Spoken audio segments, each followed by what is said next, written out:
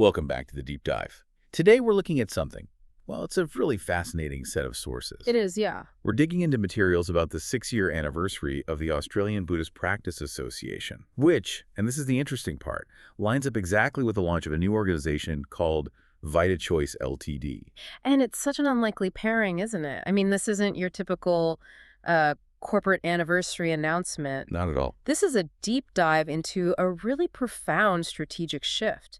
We're essentially mapping out how 6 years of incredibly rigorous, intensive study of Dharma, of ancient wisdom, led them not to more contemplation, but to this. To a very systematic, scientifically backed commitment to reducing physical suffering using, modern health science. Exactly. I just find that convergence of the sort of sacred and the scientific so compelling. The motivation is pure compassion, but the tool they're using is just hard evidence-based data. That's our mission today, to unpack that journey. Why spend 6 years deep in theory only to pivot so hard toward the very practical, very physical reality of people's health? Right. It's like they followed the truth wherever it led, and it led them right here. To stop just talking about suffering and start actively removing its causes. Let's get into it. Okay, so let's start with that first phase. The sources call it the 6 years of foundation. And they really stress that this wasn't some casual, slow development. No, absolutely not. The association committed to having its doors open 365 days a year. Every single day. Every day, providing intense philosophical guidance, a really deep structured path to understanding Dharma. They weren't looking for quick wins or a big public profile back then. It was all about building that base. An unshakable intellectual base, yes. They talk about doing the unseen hard work, deep study of the Buddhist classics, serious reflection, going through the whole training path without taking any shortcut. No shortcut. The goal was to establish what they call a genuine, stable, and highly clarified insight into the root teachings. So, okay. 6 years of that. 6 years of building this theoretical mastery, this perfect clarity.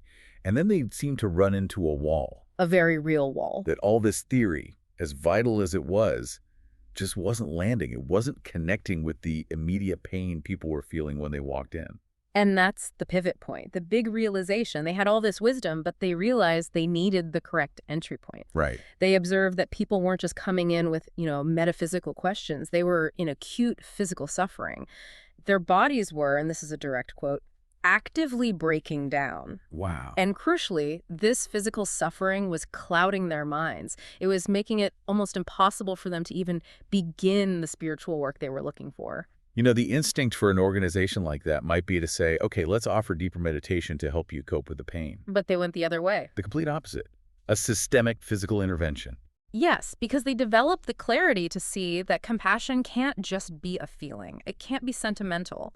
If the physical pain is the first, biggest obstacle to awareness, then the most compassionate thing you can do, the greatest act of compassion, is to remove that obstacle first. So the 6 years of study wasn't just for knowledge's sake. No, it was to achieve the clarity they needed to build a robust, non-sentimental solution. Let's unpack that idea. Non-sentimental compassion. Sounds a little cold almost. It means it has to work. It has to be effective. Sentimental compassion might make you feel good, but it doesn't necessarily get results. Okay. Non-sentimental compassion demands efficacy. It asks the hard question, are we actually reducing suffering? It's like giving a starving person a sermon when what they really need is food. Yeah. That's sentimental. I see. If the organization sees that the biggest suffering around them is physical disease and that disease is driven by bad habits, then the truly compassionate response is to scientifically address those habits. It's a move away from just comforting people and towards solving the root cause of why they need comfort in the first place. And that clarity, that shift,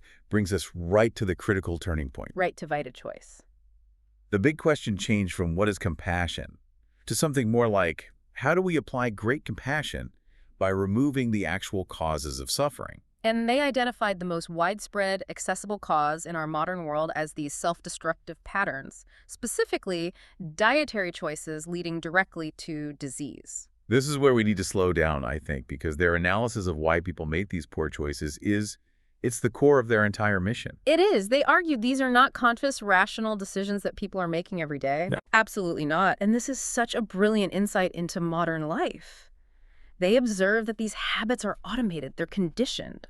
From childhood, from a lifetime of aggressive food marketing, from cultural biases that tell us certain unhealthy foods are normal. So when you reach for, I don't know, a piece of toast or some pasta, You're not choosing. You're running a program. You're on autopilot. and they're suffering, the high blood pressure, the chronic illnesses, the brain fog, it all stems from these wrong choices. They don't even realize they have the power to change. Precisely. And this gets to the heart of a huge philosophical problem, agency. Your personal mastery. If you're making choices that harm you, but you believe you can't choose differently, you've lost your agency. You can't really pursue enlightenment if your own body is constantly being sabotaged by these automated habits. How could you? But hold on. If these habits are so deep, if the entire food industry spends billions to keep us on autopilot, how can a small nonprofit possibly break through that? Is just knowing it's bad for you enough? And that's why they knew they couldn't just use philosophy. They needed a mechanism built specifically to counter the mechanism of conditioning. And that is VitaChoice. That is VitaChoice LTD. The name itself is the whole philosophy. Vita, for life and choice, the act of taking back your power. So VitaChoice is the vehicle. It's how they translate that deep spiritual understanding that suffering comes from wrong action into a tangible program for removing the cause of that suffering. It's like applied ethics, but delivered through health science. It is. It's the embodiment of the idea that you have to stabilize the foundation before you can build the skyscraper. If your body is failing because of conditioned choices, you have to address those choices first. So how do they do it? How do you break through a lifetime of conditioning? Well, you can't just talk about Dharma. You have to speak the language that the modern world trusts most. Science. Science, objective evidence, and peer-reviewed research. This is the genius of their strategy. The sources even link it to the method of the Bodhisattva Guanyin. Right, the 32 responsive bodies for 32 different kinds of beings. So if people today are conditioned to trust a scientist in a lab coat, then you give them the wisdom through the scientist in the lab coat. It's a very pragmatic form of altruism. If people are trapped by marketing that uses junk science, you free them with actual science. The moment you present compelling, undeniable evidence, their choice stops being automated and becomes informed. Let's talk about the most powerful piece of evidence they use, the one that really justifies this whole pivot. Yeah, they highlight the catastrophic scope of the modern diet. They state very clearly that the overconsumption of sugar is directly linked to 45 different chronic diseases. Or 45. I mean, that statistic is just staggering. It cuts through all the noise about everything in moderation. It really does. It makes the connection between one common conditioned behavior and massive systemic suffering completely undeniable. And that number, it's not a shock tactic. It's the tool they use to deliver compassion. Because that knowledge helps people understand the mechanism of their own breakdown.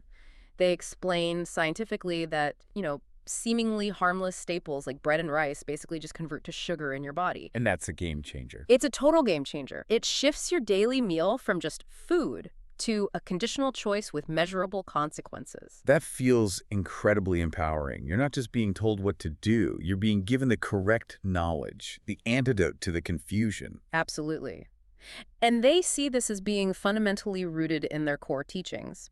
The source quotes the Avatamsaka Sutra, which talks about this chain reaction. Right. It says, Buddhas rely on great compassion. Compassion comes from sentient beings. From compassion comes the resolve for enlightenment, or bodhi, and from bodhi, you attain realization. So the argument is, if you're constantly sick and distracted by physical pain from bad choices, you can't even begin to generate that stable mind you need to cultivate bodhi. You can't. So addressing the physical cause becomes the essential, the preliminary practice. Exactly. If your body is breaking down, your mind is focused on the body, on pain, on symptoms. VitaChoice is the ground-clearing work. It removes the most immediate preventable suffering so the mind is finally free to pursue a deeper path. It's systemic kindness. And this systematic approach defines their future plans too, what they call the forward path. It's all governed by these three really clear principles. Yeah, and they're non-negotiable. First is charity, nonprofit, zero profit motive, no shareholders. Every single cent goes back into service and education. It ensures the intent is always purely altruistic. Second is science, overcoming suffering. Which brings us back to that idea of non-sentimental compassion. Kindness has to be measured by results. They have to use validated data to actually measurably reduce suffering. If their method isn't working, it's not good enough. And the third principle, wisdom, promoting health. Right. This is what lifts it beyond just being a diet plan. It's not about treating symptoms. It's about giving people the fundamental wisdom that suffering has causes and then helping them use that wisdom to change their whole relationship with their mind and body. And the rollout plan is just as systematic. But why Darwin? It seems like an odd place to start a national health initiative. It's strategic. Darwin is phase one. It's the lab, the trial run, the proof of concept. Okay. They need to test the model in a manageable, diverse community to make sure the method is solid before they try to scale it up. They're making sure their compassion is effective. Then phase 2 is the whole Northern Territory. Uh, And phase 3 is a full national rollout, state by state, while building an online platform for global reach. It's a classic, modern, scalable deployment, using a digital platform to spread wisdom that's rooted in compassion. It ensures this knowledge can get to anyone who needs to get their agency back. And that idea of agency, that feels like the real takeaway here for anyone listening. This whole 6-year project, it all boils down to empowering people. It does. The mission is to destroy the idea that your suffering is just inevitable, that it's just bad luck. It isn't. Correct. Scientifically backed knowledge delivered with compassion lets you make a different choice. And that choice leads to freedom. First Yeah. physical, then spiritual. It sounds simple, but we all know it's incredibly hard. Breaking those conditioned habits, especially when we're surrounded by a food system designed to keep us hooked, it takes real commitment. It takes more than just willpower. It takes patience, yes, but it also takes truth. And the source material arms you with that truth, that sugar is linked to 45 diseases. That kind of knowledge is way more powerful than willpower alone. It turns the struggle from a test of your character into an application of verifiable fact. What a fascinating convergence. So, to recap for everyone, the Australian Buddhist Practice Association spent 6 years building this deep theoretical foundation to achieve perfect clarity. Right. And they realized that true compassion means pivoting to physical health, because that's where the most immediate suffering is. Their solution, VitaChoice, then uses scientific rigor like that shocking link between sugar and 45 diseases as its main tool.